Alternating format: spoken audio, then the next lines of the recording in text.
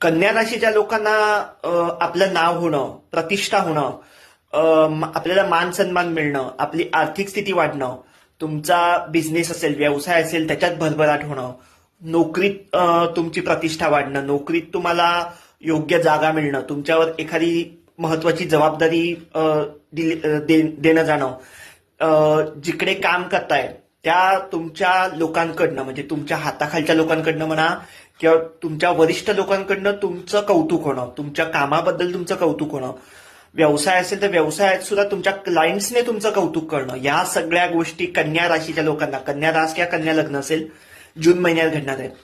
जर तुम्ही नवीन नोकरी शोधताय तर तुम्हाला जून महिन्यात नोकरीच्या संधी आहेतच. व्यवसायासाठी सुद्धा कन्या राशीसाठी हा काळ चांगला आहे.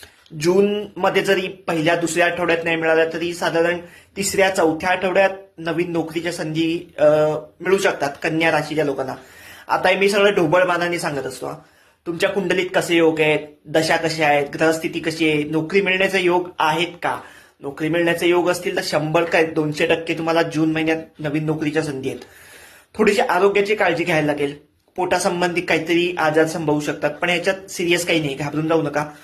1, 2, 3 जून ह्या ज्या 3 तारखा आहेत ह्याच्यात थोड्याशा आरोग्याच्या तक्रारी तुम्हाला जाणवू शकतात, पण तसं काही तुम्ही टेन्शन घेऊ नका. कन्या राशीसाठी आता लग्नाचे योग नाहीयेत, त्यामुळे जर तुम्ही लग्नासाठी प्रयत्न करताय, स्थळं मनासारखी येत नाहीयेत, लग्न जुळत नाहीये, त्याच्यामुळे टेन्शन घेऊ नका.